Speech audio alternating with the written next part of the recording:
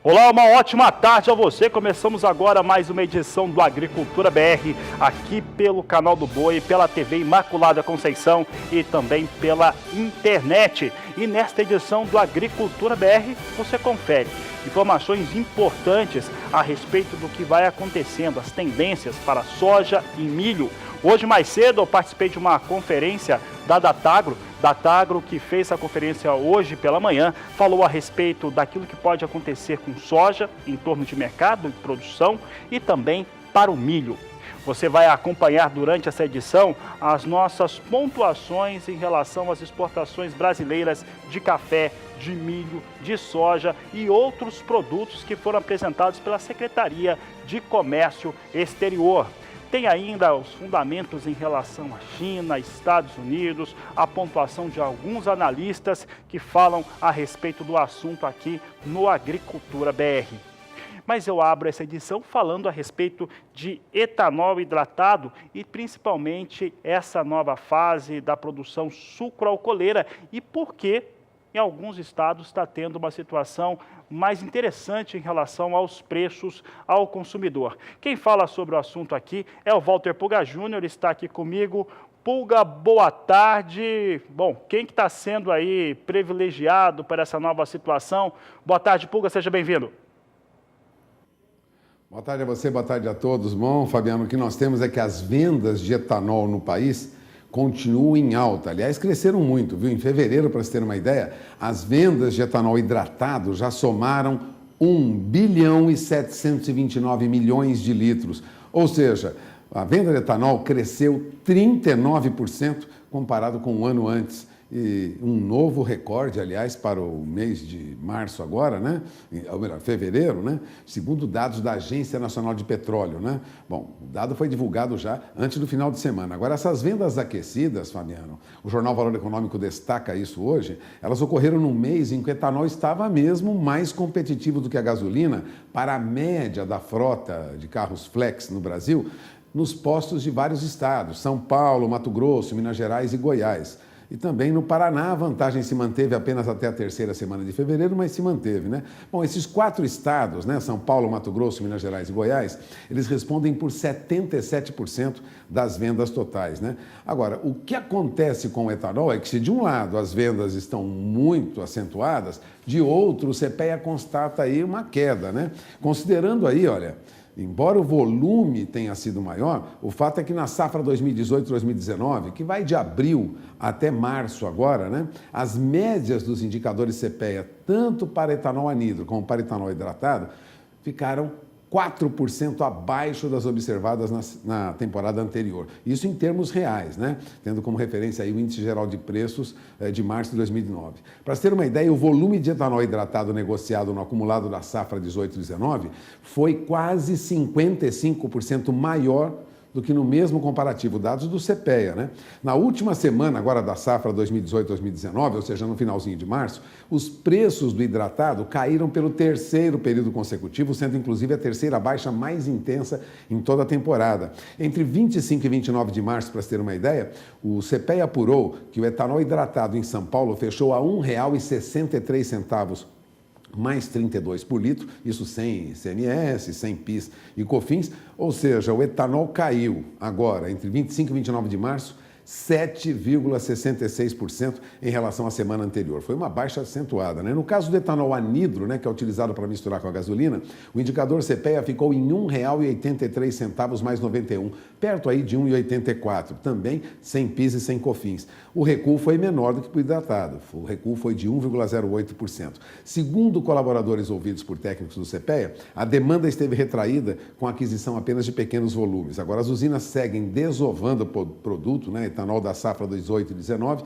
e também, em alguns casos, ofertando etanol já da temporada atual, que teve início oficial agora no dia 1º, ontem, né? Então, o que nós temos é um aumento das vendas de etanol hidratado, principalmente, você citou isso agora, mas, de outro lado, os preços médios, segundo o CPEA, tiveram uma baixa de 4%. Então, aumenta a venda, mas o preço está mais baixo. Para o etanol, é essa a situação agora. É com você. Obrigado, Walter Puga Júnior. Daqui a pouco ele volta e falamos a respeito da moeda norte-americana.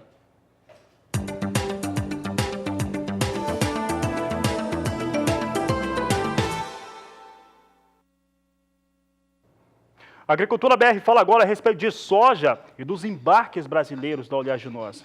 Foram quase 9 milhões de toneladas embarcadas, um número aquém daquilo que a Agricultura BR vinha prevendo nas últimas semanas. Nós estávamos prevendo 9 milhões e 150 mil toneladas, o ritmo de embarques estava na casa de 523 mil toneladas, mas ele caiu para baixo da casa de 500 mil toneladas nos 5 últimos dias úteis. Olha só. O que nos chama a atenção nesses dados apresentados pela Secretaria de Comércio Exterior na tarde desta última segunda-feira é o volume de soja, que mesmo não tendo batido ali 9 milhões e 150 mil, ou mais de 10, como chegamos também a prever, ele fica num volume mais elevado do que aquele que tínhamos ano passado. Se compararmos com a meses de março anteriores, nós temos talvez o melhor mês, tenho quase convicção que é o melhor volume de soja embarcado no mês de março.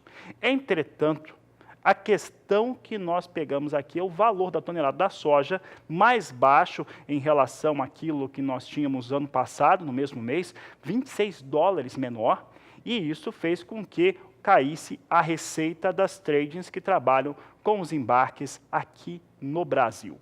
Vamos aos números então, são números da Secretaria de Comércio Exterior, do Ministério da Economia do Governo Federal. Veja só, as duas primeiras colunas se referem ao passado. Março de 2018 teve um total embarcado de 8 milhões 810 mil toneladas. Foi um grande embarque que se teve no último ano. Fevereiro de 2019, agora um mês antes, 6 milhões e 90 mil toneladas exportadas de soja.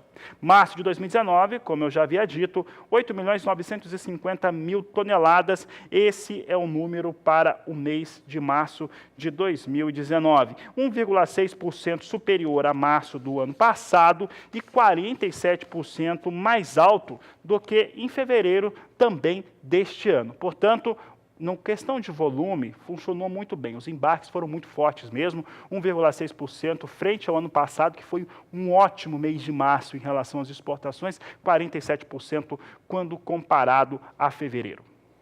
Mas, como eu havia dito, o valor da tonelada importada pelo Brasil ficou mais baixo.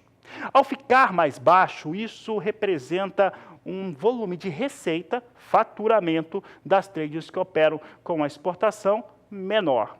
É o que nós vamos mostrar agora nesses números da Secretaria de Comércio Exterior, trabalhados pela equipe do Agricultura BR. Você acompanha comigo aqui que março do ano passado, aqui estamos falando em bilhões de dólares, 3 bilhões 430 milhões de dólares foi o total faturado no último ano, em março. Em fevereiro deste ano, o faturamento foi de 2 bilhões e 200 milhões de dólares. Olha só o que acontece em março de 2019. 3 bilhões 250 milhões de dólares. Esses são os valores totais em relação à receita. Fica muito claro aqui que, apesar de estar exportando cerca de 700 mil toneladas a mais em março de 2019, comparado ao mesmo período sazonal do último ano, as exportações faturaram 200 milhões de dólares a menos. Então, soja ficou mais barata. Está se vendendo mais e recebendo menos preço internacional. Pressão é isso que faz, principalmente por conta dos valores negociados em Chicago. Para ficar mais claro essa linha de pensamento, e aí nós temos aí a média, né, de semana a semana e depois média fechada dos meses, eu vou comparar agora quais eram os valores médios em março do ano passado, fevereiro desse ano e março de 2019. Aí a situação fica muito mais fácil para que o telespectador entenda. Veja só, aqui é valor da tonelada, tá? Aqui a Secretaria de Comércio Exterior recebe, sabe quanto que foi negociada cada tonelada de soja. Ano passado, eram 389 dólares e 70 centes o valor da tonelada. Observe que não é aquele valor bonito, né, próximo ou na casa de 400 dólares, como já vimos algumas vezes aqui nos últimos anos no Brasil. Fevereiro desse ano, olha como já recua, 362 dólares e 20 centes. Valor da tonelada.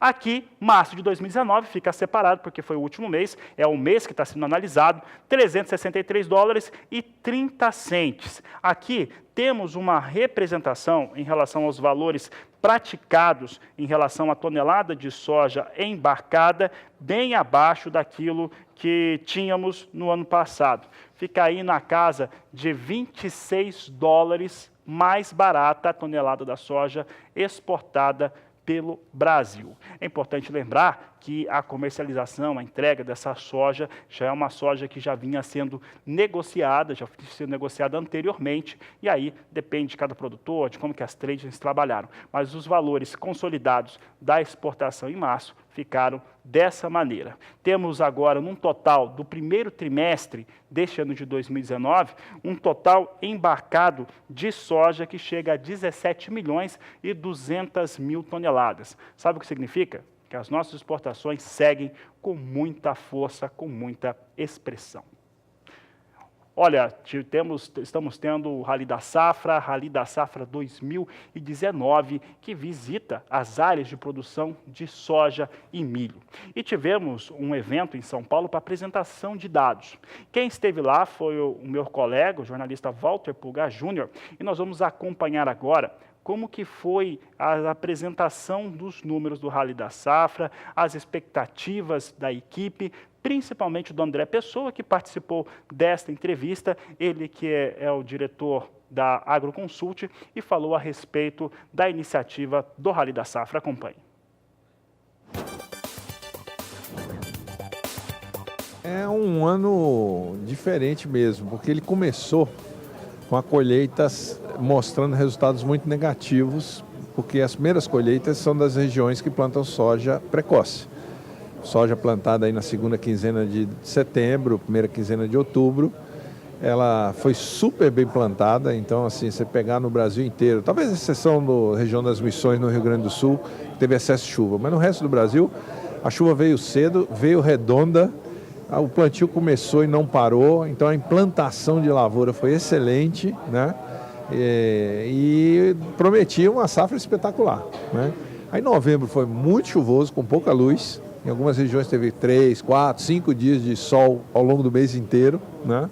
E aí dezembro e janeiro, pouca chuva, muita temperatura, muito elevada e pouca umidade relativa.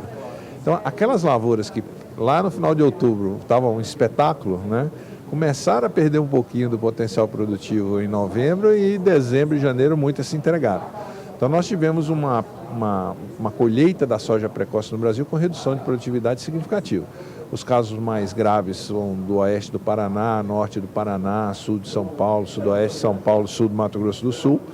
Mas de uma forma geral, todo o Cerrado sofreu no que diz respeito às precoces. Na medida que você vai avançando no calendário e vai para as sojas que foram plantadas depois, o impacto foi menor. Também sofreu, mas com impacto menor. E as regiões que têm soja mais tardia, vamos pegar, que plantam depois, como é o caso do Nordeste, como é o caso do Rio Grande do Sul, Santa Catarina, o impacto foi bem pequeno. No Nordeste ainda teve uma redução de produtividade, mas é uma safra muito boa ainda, né? Não vai repetir o desempenho da Bahia e do Piauí do ano passado, que tiveram safras espetaculares. Mas vão ter uma safra boa ainda, né? Algumas regiões menos chuva, pega Uruçuí, por exemplo, choveu menos lá no Piauí, mas vai a Bom Jesus no Piauí já choveu melhor, né?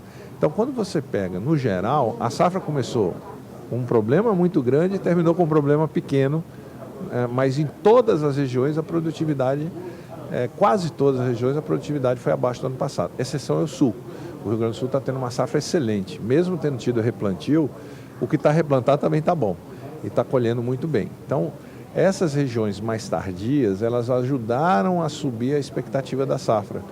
Era uma safra melhor do que a que a gente esperava encontrar, né? Então, no geral, a gente tem um número que é acima do que a expectativa que nós tínhamos no início do Rally. A gente esperava 117,3 milhões de toneladas no Rally. No meio do Rally, depois de ver as precoces, nós começamos a duvidar que podia chegar nesse número, mas na medida que a gente foi avançando e recolhendo as informações, e sobretudo agora no final, ao visitar o Nordeste, a visitar o Sul, né, os números subiram e a gente fechou com esses 118 milhões de toneladas. Mas é importante também lembrar que houve uma revisão metodológica nas safras anteriores.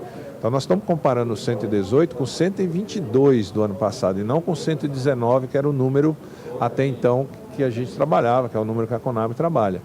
pela grande exportação de soja que o Brasil fez o ano passado, todos nós tivemos que revisar os números de produção dos anos anteriores. E nós fizemos uma revisão na safra 17/18 para 122 milhões de toneladas. Então, a safra desse ano caiu de 122 para 118.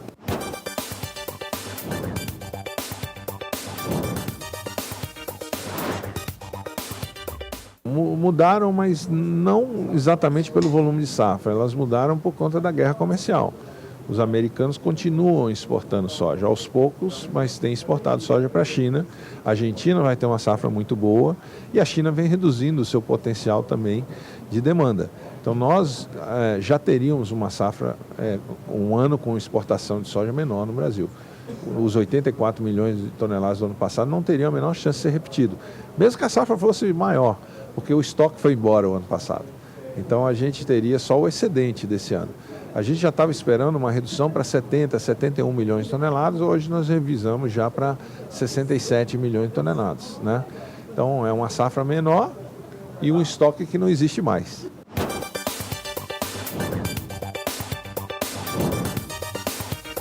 Vai depender muito da solução da controvérsia entre China e Estados Unidos. Esse é o grande definidor do ano, né? É lógico que aqui no Brasil tem a questão do câmbio também. O câmbio, como esteve nesses últimos dias próximo dos 4, ele dá um fôlego para os preços da soja em reais. Mas a principal questão para a definição da trajetória de preços no mercado internacional é a controvérsia entre Estados Unidos e China, que ainda não está resolvida. Se eles chegarem num acordo, a tendência é que o preço suba lá fora e os prêmios caiam aqui dentro, né? Mas, por enquanto, não há nenhuma sinalização clara do que vai acontecer nessa negociação e esse é o grande fator de incerteza desse ano. Para os produtores, é bom lembrar que essa redução de produtividade ela vem associada a um aumento de custo de produção da safra anterior. Então, as margens caíram muito no Brasil esse ano, ainda estão positivas na maior parte dos casos, mas elas estão mais apertadas, né? Então, não é uma safra com os resultados tão bons quanto foram os resultados colhidos no ano passado.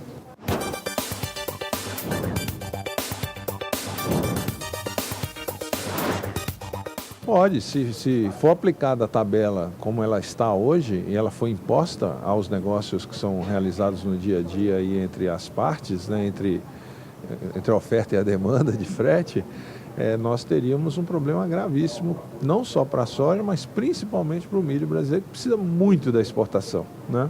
Então essa é uma questão que precisa ser resolvida. Ela está judicializada, mas não está resolvida. Então ela precisa de uma solução para tirar essa incerteza de cima dos negócios do dia a dia, porque o mundo continua consumindo nossos produtos, demandando nossos produtos, mas nós temos concorrentes.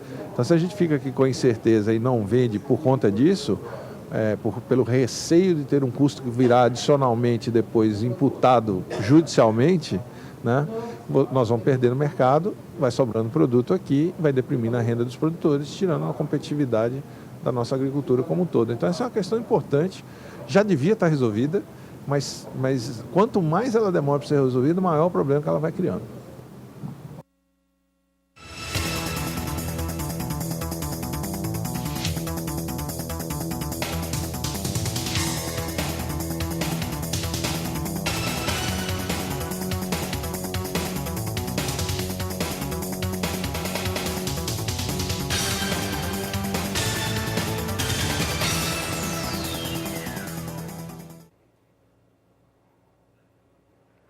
E na manhã desta terça-feira, a Datagro apresentou números importantes para a produção de soja e milho e também suas perspectivas de mercado.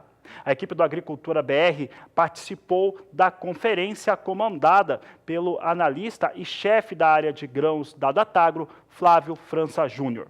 Durante os dados que foram apresentados nos diversos painéis com os cenários para soja e milho aqui no Brasil, França Júnior trouxe algumas situações que são extremamente importantes para o entendimento do mercado. Falando sobre a campanha 2018-2019, França Júnior destaca o aumento na área, consolidado em 2% superior. Trouxe também o andamento da colheita em 79,4% neste momento, 4,5 pontos percentuais acima da média dos últimos 5 anos, mais acelerado.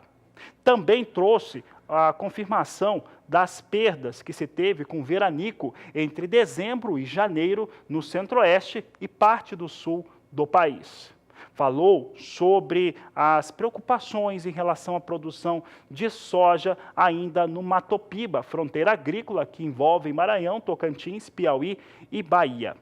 Sobre os números para a safra, França Júnior destacou também, agora, uma elevação frente àquilo que se trazia em fevereiro, para 113 milhões de toneladas na expectativa de produção e também nas exportações de soja do Brasil.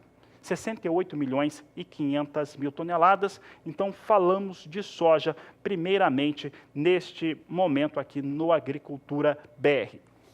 Nós vamos apresentar agora o quadro de oferta e demanda que foi colocado à disposição pela Datagro em relação à safra brasileira de soja 2018-2019. É o que você acompanha na tela comigo. Você tem aqui os dados da Datagro. Oferta total, uma combinação da produção brasileira nesta safra 18-19, também aquilo que se tinha de estoque de passagem. 113 milhões e 600 mil toneladas é a oferta total da produção de soja. Eu vou pedir para a minha equipe voltar aqui para mim, para o quadro, volta aqui para o estúdio, por favor. São 112 milhões de produção, segunda coluna, por favor, para ter essa correção. São 112 milhões 980 mil toneladas de produção no Brasil que se tem para a soja na expectativa da Datagro. Agora sim, nós temos aqui o gráfico já corrigido, muito bem, coluna amarela, 112 milhões 980 mil toneladas. Em fevereiro, a Datagro trazia um número de 112 milhões de toneladas, portanto, aqui eleva entre um mês e outro, né, final do mês passado, começo do mês passado, 1 milhão de toneladas entre um mês e o outro aqui, na revisão dos dados de Datagro. As exportações brasileiras em 68 milhões e 500 mil toneladas. De acordo com o Datagro, os embarques brasileiros na campanha passada foram de 84 milhões 450 mil toneladas. Essa outra coluninha azul aqui é o processamento de soja, estimado por Datagro hoje em 42 milhões de toneladas. Na última safra foram 43 milhões 430 mil toneladas. Demanda total por soja brasileira em 113 milhões 250 mil toneladas. Você vê ali claramente que há uma distância muito pequena entre oferta e demanda. Pode deixar o gráfico aqui. Entre a primeira coluna e a segunda coluna, 113,60 oferta total, demanda com 113 milhões 250 mil toneladas, faz com que se tenha uma situação de estoque de passagem da campanha 18-19 para 19-20, mais uma vez, muito baixa. Ela fica ainda na casa dos 350 mil toneladas, de acordo com os números que foram apresentados por Datagro na manhã de hoje. Um outro dado importante, e aí a nossa equipe questionava o França Júnior durante a conferência nesta manhã, era em relação ao que acontece com os mercados. E o analista pontuou da seguinte maneira, uma afirmativa muito importante: o consumo, principalmente de carnes na China, não cedeu. Principalmente carne suína, quando questionávamos a respeito da importância do acordo de China e Estados Unidos, os estoques norte-americanos, que estão grandes, estão elevados, e se isso poderia trazer qualquer tipo de impacto em relação às exportações brasileiras. Ele disse que não acredita nisso porque, primeiro, China não deixa de comprar soja do Brasil de forma alguma. E segunda posição que ele coloca é que não tem queda em relação à demanda sobre a soja brasileira, principalmente por conta de consumo. Então, se China não compra soja para esmagamento lá, ela acaba fazendo aquisição em outros países. Não há redução no consumo de carnes identificado na China, foram um dos destaques hoje durante essa conferência. Você pode acessar todos os detalhes a respeito dessas informações técnicas, tanto de soja quanto de milho, publicadas por Datagro, hoje trazidas a público através da conferência, acessando o portal do SBA, sba1.com.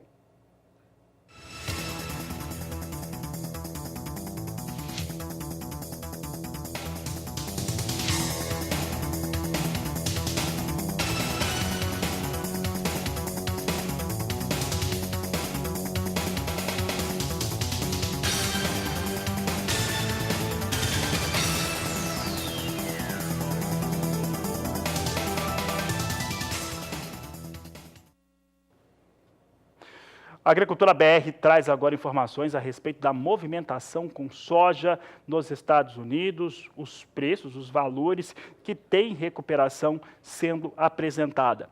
Ela passa por dois cenários que são importantes, nós vamos destacar alguns desses fatores aqui no Agricultura BR. Um deles, que é algo que já estamos mostrando há algumas semanas, é em relação ao que acontece do fator climático em áreas do meio oeste norte-americano. Pode colocar na tela. Essas imagens que você está acompanhando aqui foram gravadas pela TV norte-americana, Fox News, cedidas à imprensa do mundo todo, mostrando o que vai acontecendo em alguns dos principais estados americanos na produção de soja e milho, como Nebraska, como Arkansas, como as duas Carolinas. O exemplo mostrado aí mostra um claro alagamento e as perspectivas em relação à chuva continuam. O mercado, com isso, divide as suas atenções entre as previsões para clima no meio oeste dos Estados Unidos, que continua com muita chuva esperada para os próximos dias, e também com o andamento das questões ligadas à disputa comercial entre China e Estados Unidos. Agora, uma coisa interessante. O vice-premier da China, Li He, e sua delegação, pode voltar aqui para os estúdios, mas o vice-premier chinês, ele com a sua delegação, vai fazer uma nova conversa e também negociações com o time norte-americano. O que o mercado tem pontuado e que nós temos lido nos jornais norte-americanos, como Washington Post, New York Times, é que há um entendimento já para esse acordo. É isso que trouxe essa animação, de acordo com a apuração deles, em relação ao mercado. Já tinha algumas semanas que não tinha nenhuma notícia nova, o mercado estava carente dessas informações, dessas notícias, e agora, tanto do lado chinês, e isso é importante, quanto do lado norte-americano, teve informações novas e o mercado também se animou. Claro que a possibilidade, que já é real, já tem perdas, que não foram computadas ainda pelos estados norte-americanos em relação às perdas de soja e milho, não se sabe qual o tamanho desse prejuízo com a enchente, também trazem influência no mercado, porque isso representa menos soja disponível no mercado dos Estados Unidos. Vamos saber se essa animação continua, vamos ver soja em Chicago agora. Nós temos soja em campo positivo, mas subindo pouco. Vai subindo cerca de 1 cento de dólar agora, as 4 posições de mais curto prazo. 8 dólares 96 centos mais 4 bushel,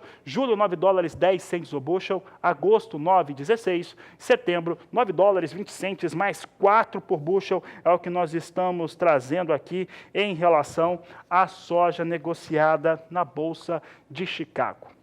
Olha, essa questão que eu estou falando aqui, desse entendimento de notícias positivas em torno do acordo entre China e Estados Unidos, é importante lembrar que é precificado. Você viu agora há pouco eu falando a respeito da conferência da Datagro, né, o França Júnior acredita nessa situação. Você já viu também, durante as últimas semanas, trazendo aqui analistas, pontuando que vai acontecer. A expectativa de mercado é que se tenha um acordo entre Estados Unidos e China, e isso é importante para trazer o mercado para uma realidade. Mas esse fator, somado a uma expectativa agora melhor da reforma da Previdência no Brasil, fazem com que o dólar volte a ceder. Pelo menos na abertura dos negócios hoje, o dólar cedia no Brasil. Vamos saber como é que vem a moeda norte-americana. Aí eu destaquei 2 fatores, um externo, outro interno. Dólar nesse momento a R$ 3,87, queda de 0,13% para a moeda norte-americana. Bom, destacava aqui alguns temas que influenciam o dólar aqui no Brasil. Vou falar com o Walter Pulga Júnior.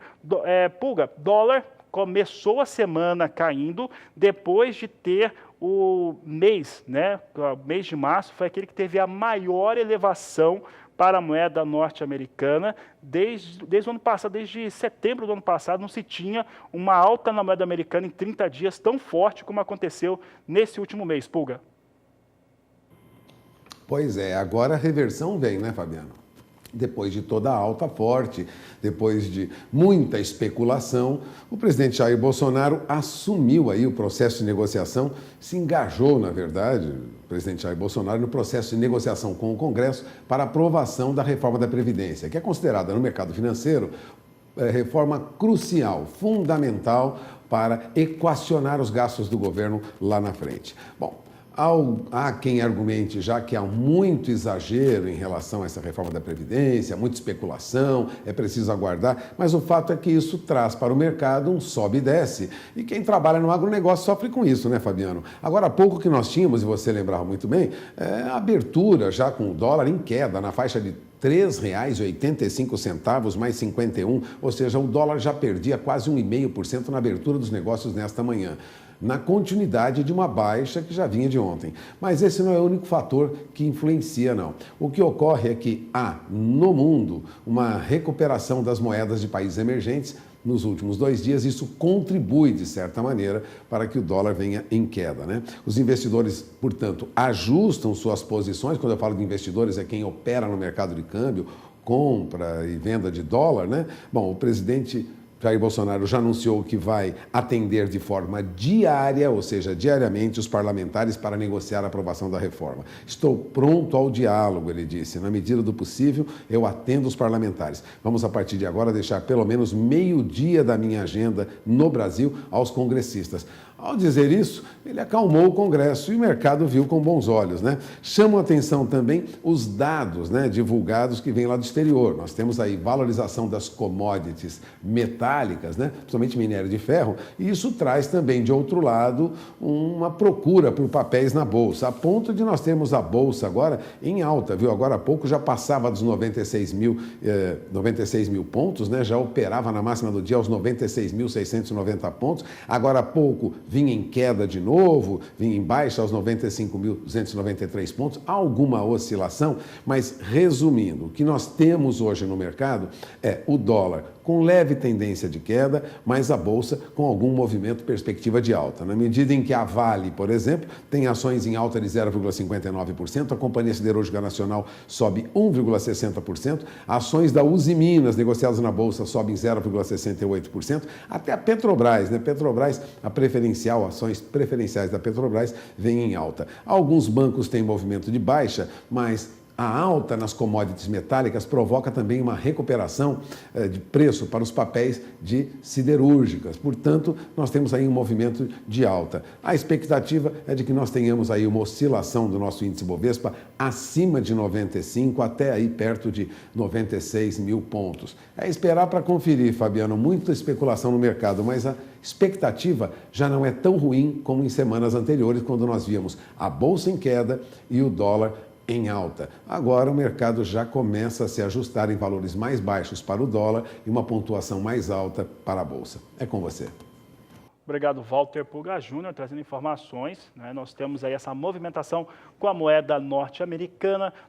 Novamente, eu reforço as questões agora que vão pesando sobre o dólar, com um andamento, ou pelo menos novas informações positivas sobre acordo comercial de China com os Estados Unidos. Lembrando que o vice-premier chinês disse que vai conversar com o pessoal dos Estados Unidos. Isso representa um passo a mais para o acordo e também uma visão um pouco mais positiva da reforma da Previdência aqui no Brasil. Um fator interno, outro fator externo, influencia dólar e dólar vai caindo pelo segundo dia consecutivo. A Agricultura BR vai para um rápido intervalo comercial. Daqui a pouco nós voltamos com mais informações para você. Daqui a pouco eu converso com o presidente do Sindicato Rural de Campo Grande. Vamos falar sobre perspectivas para a pecuária, para a agricultura e muito mais daqui a pouco na Agricultura BR. Você vai fazer o seguinte: enquanto nós vamos para o intervalo, você pode mandar foto, vídeo, sua participação no nosso número do WhatsApp. É o 679-9656-2266. Voltamos já! Agricultura BR de volta, e eu vou agora bater um papo, conversar um pouco com o produtor rural. Ele agora preside o Sindicato Rural de Campo Grande, Alessandro Coelho, nosso convidado nesta terça-feira. Vai falar um pouco a respeito de produção, vai falar um pouco a respeito de como são as atividades sindicais e também de um grande evento que acontece nesta sexta-feira no calendário da Expo Grande. Alessandro, um prazer recebê-lo, de tê-lo aqui conosco, um prazer para o canal do Boi. Boa tarde, seja bem-vindo. Boa tarde, muito obrigado. Estamos aqui para contribuir e buscar esclarecer essas situações para os produtores e levar os nossos encontros ao encontro da classe produtora. Alessandro, você já participou antes do sindicato, na diretoria. Como que são as atividades? O que você espera dessa sua gestão, sua e também dos seus companheiros de trabalho? É uma gestão que veio com a intenção de mudar. Afinal de contas, várias questões foram colocadas. O sistema sindical é um grande desafio hoje para ele dar a continuidade. A contribuição sindical obrigatória foi extinta, né? Ela é opcional, ela não deixou de existir, ela apenas passou a ser opcional e com isso nós precisamos que os produtores se convençam que essa representatividade realmente está sendo efetuada com afinco para que eles venham a contribuir com o sistema de forma mais efetiva e espontânea. E esse é um dos principais desafios hoje para todos os sindicatos. O sindicato rural, no caso, não é diferente. Sim, o Sindicato Rural de Campo Grande é um pouquinho diferente porque ele é anterior ao sistema. Então, ele vem do sistema associativo, que ele é de 1951, e ele manteve esse sistema associativo. Isso aí, ao longo desse período, nós já fizemos algumas alterações, criamos vários benefícios, e estamos ampliando os benefícios, porque a representatividade continua sendo feita. Vamos buscar com mais afinco, com mais dedicação, toda essa estrutura, porém gerando vários benefícios para que o produtor rural se associe ao sindicato de Campo Grande. Tá certo. Alessandro, e dentro desse termômetro, né, dessa captação das necessidades dos produtores rurais, o Sindicato Rural sempre realizou grandes eventos e algumas palestras também mensais. E neste final de semana, na sexta-feira, nós temos um desses grandes eventos que o Sindicato Rural vai realizar, que é o encontro, né, dentro do Sindicato Rural, que faz parte, mais uma vez, volta para dentro da grade da Expo Grande. Tá? Eu gostaria que você cita pelo menos assim, quem vai participar, que nós temos a ministra, temos a Luana Ruiz e outras autoridades. Naban Garcia gravou um vídeo, inclusive mandou para nós, dizendo que vai estar presente também, mas as pessoas que estão presentes e por que voltar para o calendário da Expo Grande? Voltamos para o calendário da Expo Grande porque as parcerias precisam se fortalecer. A representatividade, para ela ser mais efetiva, ela tem que envolver várias outras entidades para a gente caminhar junto. Fazer sinergia. Fazer sinergia, sim. FAMASUL, ACRISUL, SENAR, sindicatos, não só o Sindicato de Campo Grande, como os demais sindicatos, vai ser uma força boa. Vamos trabalhar junto, estamos trabalhando com uma parceria boa com a ACRISUL, esperamos que na abertura tenha um excelente início de trabalho, que a Expo Grande é um foco grande de trabalhos, ela vai expor novas tecnologias, alguns outros produtos, novidades e inovações vão ser abordadas agora na Expo Grande, além dos shows e toda a parte de eventos que ela já promove normalmente. E agora, falando a respeito do evento em si, acontece dentro da casa, acontece dentro do Sindicato Rural, recebe autoridades, recebe muita gente importante. O mais importante deles, é claro, é o público, que é o produtor rural, que participa do sindicato e produtores rurais no geral. A bem da verdade, todas essas demandas que surgiram, que hoje acabou se tornando esse evento com essas pessoas, foi por uma demanda dos associados. Os associados viram determinadas necessidades que nós elencamos 5 grandes pontos que estão sendo abordados na nossa programação de eventos. E dentro desses 5 pontos, nós fomos buscar as pessoas. Tivemos a grande felicidade, junto com a diretoria, foi um grande empenho, que o prazo foi curto, né? Inclusive o Naban confirmando a presença em cima da hora, houve vários eventos muito em cima da hora, e montou-se essa grade que ficou muito bacana, todo mundo participou de forma ativa da diretoria e fez com que isso se tornasse um evento que, acredito eu, que vai ter um público muito interessante e serão assuntos da extrema relevância para os produtores poderem alinhar seus nortes para poder tomar decisões do que fazer hoje para amanhã ou depois surtir os reflexos. E é um evento que vai começar pela manhã, 7h30 da manhã começa o evento, e segue até meio-dia. Até meio-dia.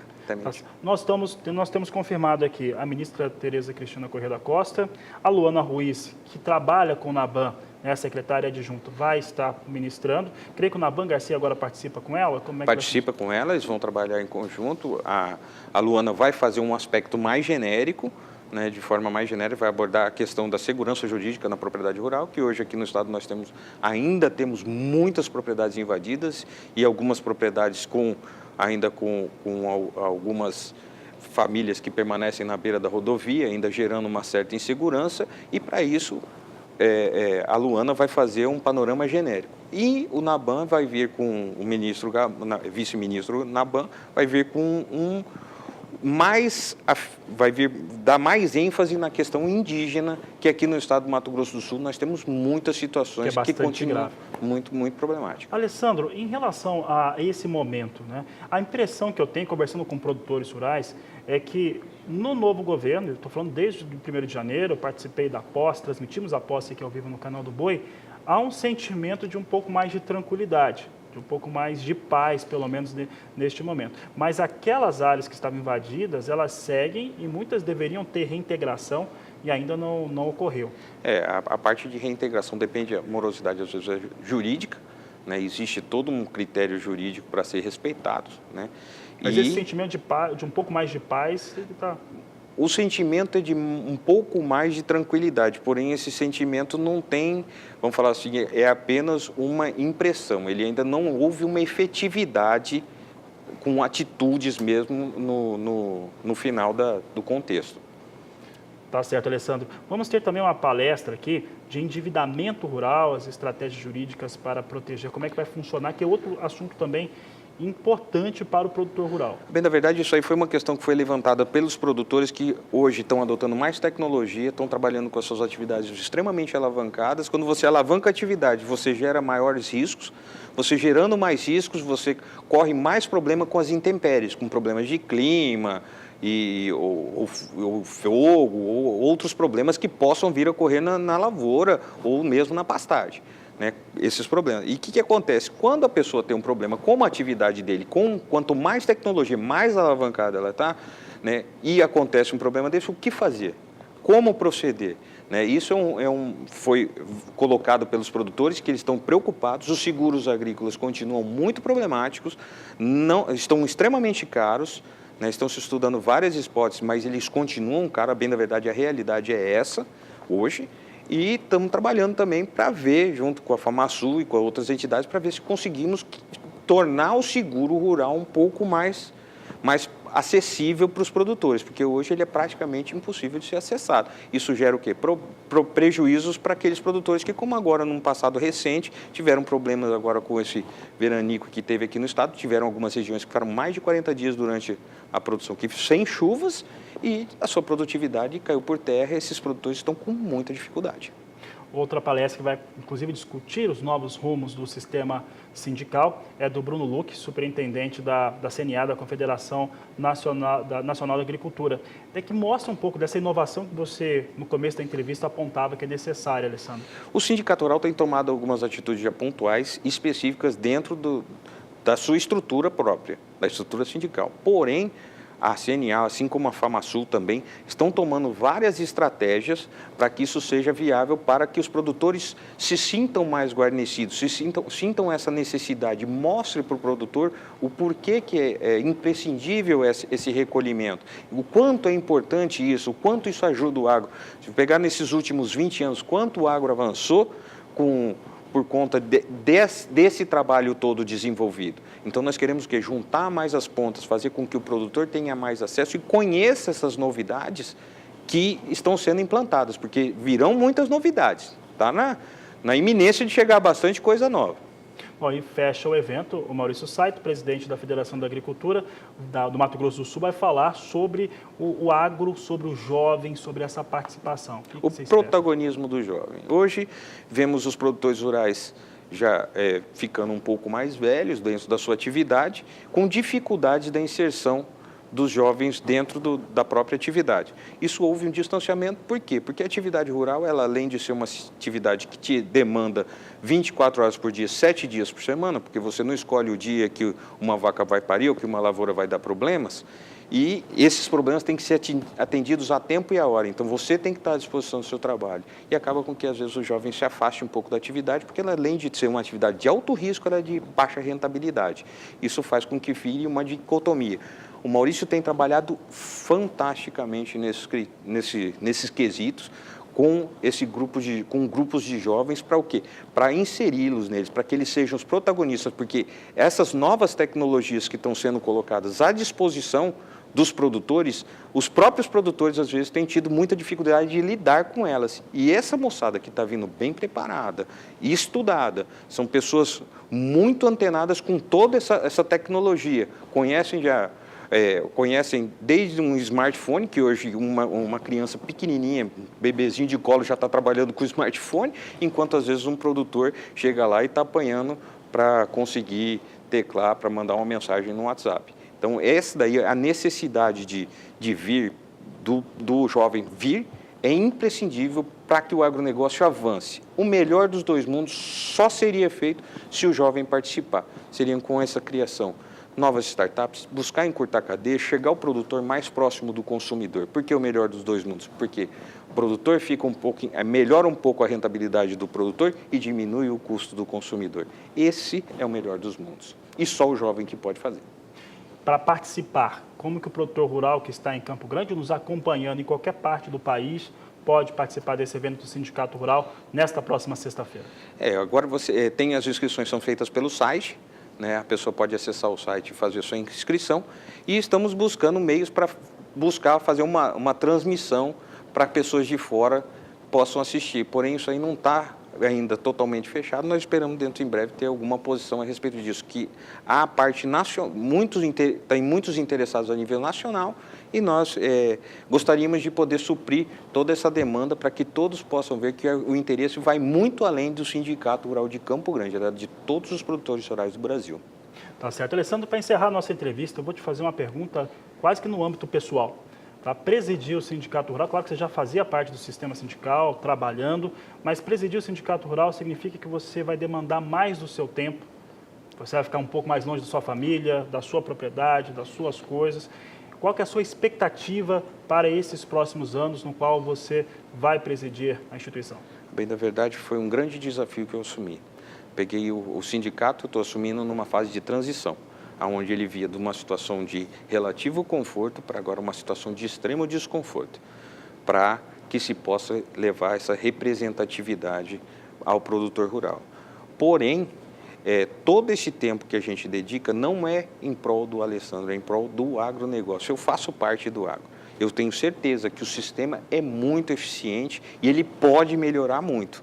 Então, estamos trabalhando, a intenção do Alessandro é contribuir para que esse sistema se torne cada vez mais eficiente, chegue cada vez mais próximo do produtor e o produtor seja muito bem informado para ele tomar decisões mais assertivas. O grande importante é tomar decisões assertivas, para evitar um futuro prejuízo, passar por uma dificuldade financeira, que é muito comum hoje no meio empresarial brasileiro. E hoje, o produtor rural é um empresário do campo. Tá certo, Alessandro. Sucesso para você à frente do sindicato. Sucesso também nesse evento. O Canal do Boi vai estar presente, Agricultura BR, nossa programação, trazendo as informações do que acontece por lá. Muito obrigado. A Agricultura BR vai para um rápido intervalo comercial. Daqui a pouco eu falo sobre milho, mercado do milho, as impressões da Datagro em relação à safra 2018-2019 e também os números da exportação de café ainda hoje aqui no Agricultura BR. Eu volto já. E nesta terça-feira pela manhã, a consultoria Datagro ela confirmou a sua expectativa em relação à produção brasileira de milho. Na segunda safra, ela estima 64.400.000 toneladas, uma elevação frente à segunda safra da última campanha. Vamos aos números aqui de Datagro para a primeira e segunda safra e também produção total. Primeira safra estimada por Datagro em 26.700.000 toneladas, 3% acima daquilo que foi produzido na primeira safra da última campanha. Segunda safra com uma alta relevante, 21% de alta, com 64.400.000 toneladas. O total esperado para a campanha 2018-2019 pela Datagro é de 94.100.000 toneladas, uma elevação de 15% de acordo com os números apresentados na manhã desta terça-feira em conferência com a imprensa, que o Canal do Boi também participou. Por aqui eu falo agora de milho, mas no cenário internacional. Vamos saber como é que vem milho lá na Bolsa de Chicago. É o que eu destaco agora. Nós temos neste momento recuo para os negócios com o milho. Você tem aqui, posição de maio, 3 dólares 60 centes por bushel, uma queda de 1,6 centes. Julho, 3 dólares 69 centes mais 4. Setembro, 3 dólares 78 centes por bushel. E dezembro, 3 dólares 88 centes mais 2. Posição de setembro mais dentro da estabilidade, mas ainda assim com queda neste momento nos negócios. A Agricultura BR vai para um rápido intervalo comercial. Daqui a pouco nós voltamos com mais informações e principalmente mercado do café aqui no Agricultura BR. A BR traz as informações agora para o mercado de café. E eu começo falando a respeito dos números da Secretaria de Comércio Exterior para as exportações brasileiras durante o mês de março, que teve um volume mais elevado no embarque. Foram 3.264.000 sacas embarcadas pelo Brasil.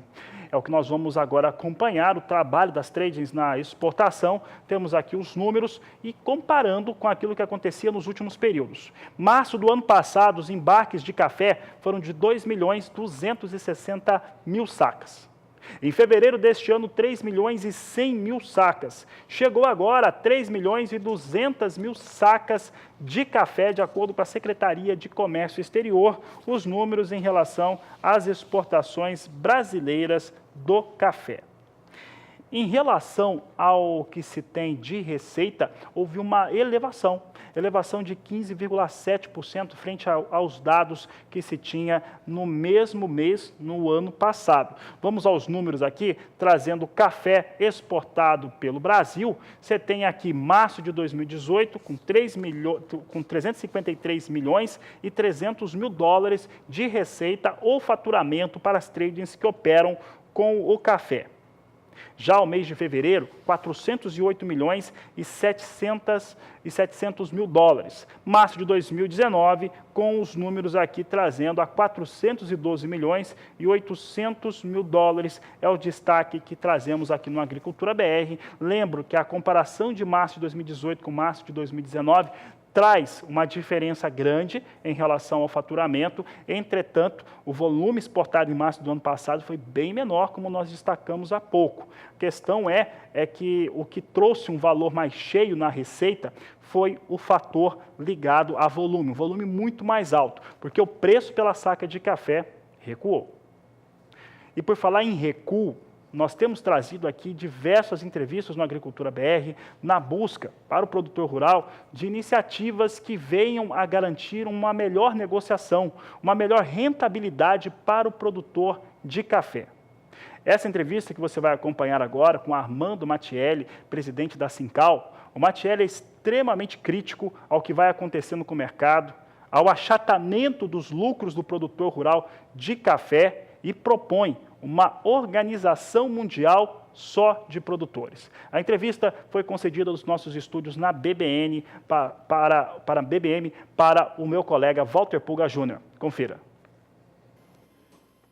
Doutor Armando, obrigado mais uma vez por ter vindo participar do nosso programa. Vamos direto ao assunto que preocupa hoje a cafeicultura, não só brasileira, como a cafeicultura mundial. Sim. São os baixos preços do café no mercado internacional. É uma luta de muitos anos. Sim, o que ocorre?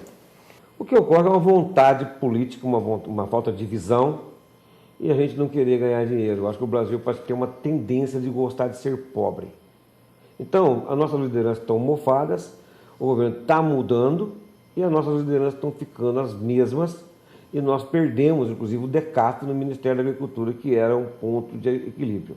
Então, nós temos que acertar uma política independente dessas lideranças que nós temos. E nós estamos pensando em criar uma organização chamada O Café, Organização dos Países Produtores de Café, justamente para regulamentar os preços para os demais países. Por quê?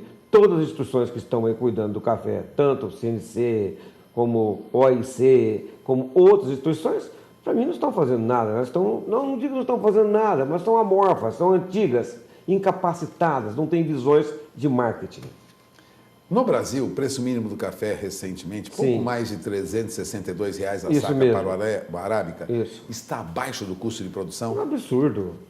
Isso está ferindo a Constituição brasileira, no artigo 187, está ferindo o Estatuto da Terra, Lei 4.504, artigo 73 e 85, o governo volta a prevaricar.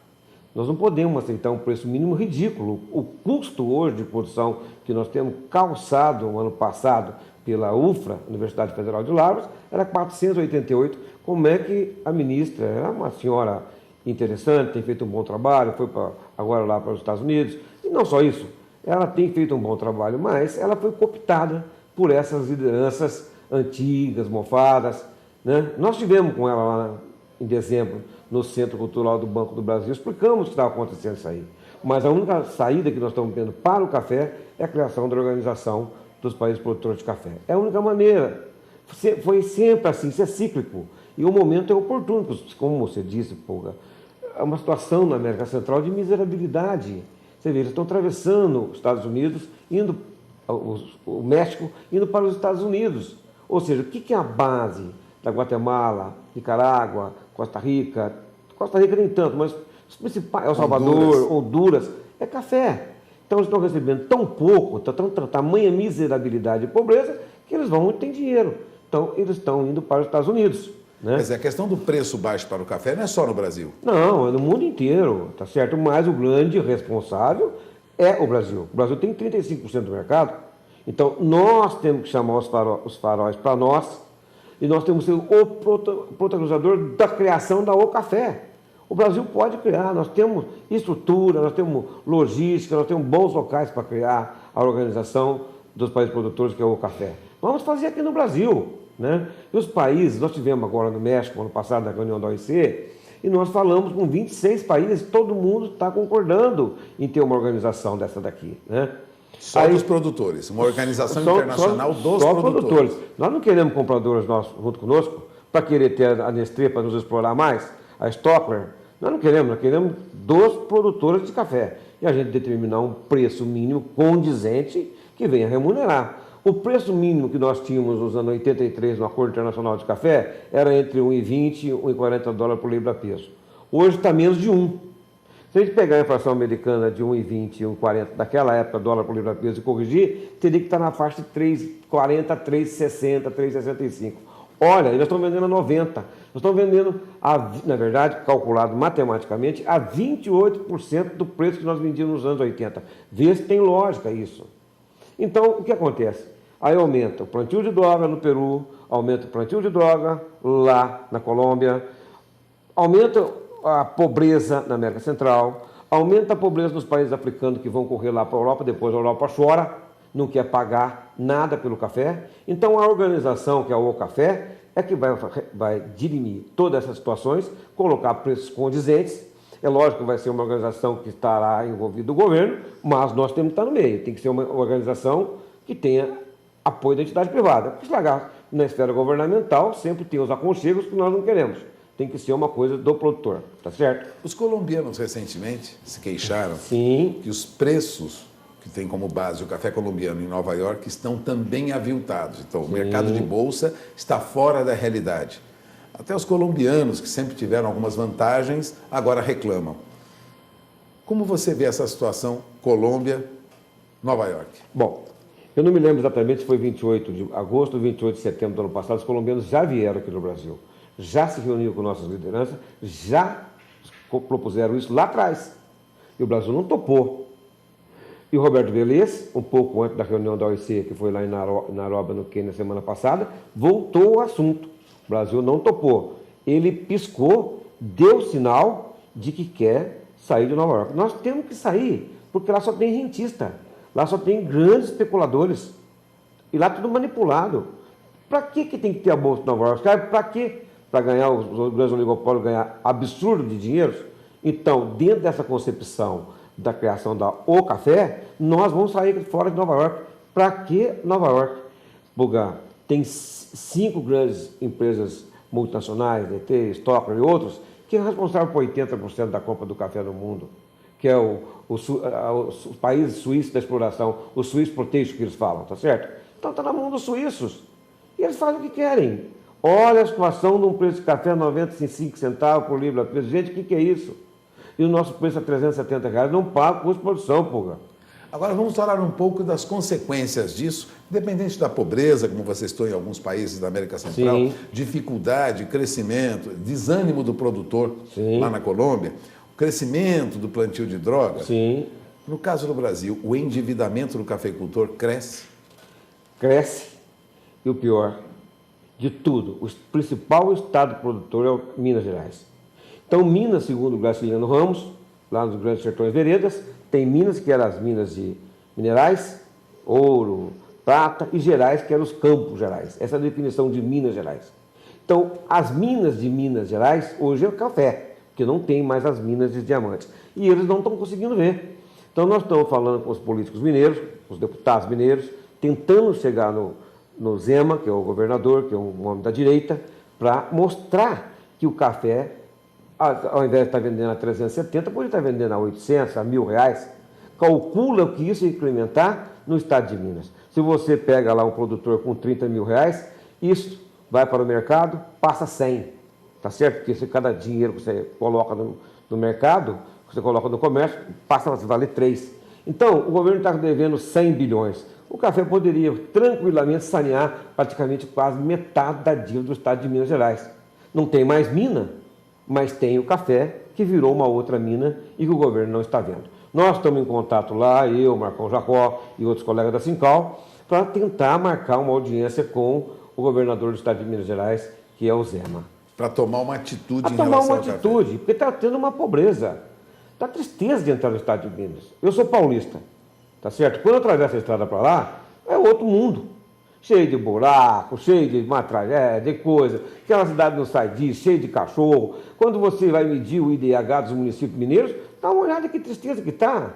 Dentro do ranking da mensuração de IDH, somente um município de Minas ficou entre os 100, que foi Patos de Minas. Aqui do estado de São Paulo entraram diversos, Santa Catarina, Rio Grande do Sul, uma série de municípios. E alguma coisa do Mato Grosso e tal. Mas Minas, um estado fantástico, um estado riquíssimo, 20 e tantos milhões de habitantes, está nessa situação de miserabilidade. E não valoriza o café. E não valoriza o café. Vamos tirar Minas do buraco com a mina de Minas, que é o café. Bom, você acaba de ouvir Armando Mattiello. Armando Mattiello é presidente da Associação dos Cafeicultores do Brasil, a Sincal. Posição clara aí em defesa da cafeicultura de Minas Gerais e a cafeicultura do Brasil. Agradeço a sua presença aqui. Muito obrigado. Voltamos ao programa, é com vocês. Tá, obrigado. A situação da produção de café no Brasil tem ficado cada vez mais complicada e aqui na programação do Canal do Boi, o cafeicultor tem apoio. Nós temos apresentado algumas situações importantes para você. Nós vamos para o último intervalo comercial aqui do Agricultura BR. Daqui a pouco eu volto com as últimas informações desta edição.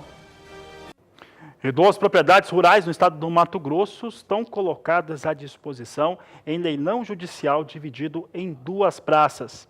Essas propriedades têm vocação para a agricultura e você vai conhecer um pouco dessas oportunidades agora na reportagem. O município de Porto dos Gaúchos está situado a 650 quilômetros a noroeste da capital Cuiabá. Possui terras férteis em áreas planas. É ideal para a produção de grãos. Após colher a soja, os produtores seguem agora em plena segunda safra de milho e feijão. É lá que se encontra o lote 1 do leilão. A Fazenda Vale do Verde 8, que possui área de 740 hectares da gleba Alvorada ou gleba CBPO. Cravado no meio norte de Mato Grosso, o município de Tapurá é um importante polo do agronegócio no estado. Atualmente, a região trabalha as segundas safras de milho, de algodão e de feijão. Tapurá é considerada a capital da suinocultura no estado. É neste ambiente marcado por intensa atividade agropecuária que está o lote 2 do leilão. Um imóvel rural com a área de 890 hectares, destacado de área maior. O leilão será conduzido em 2 praças.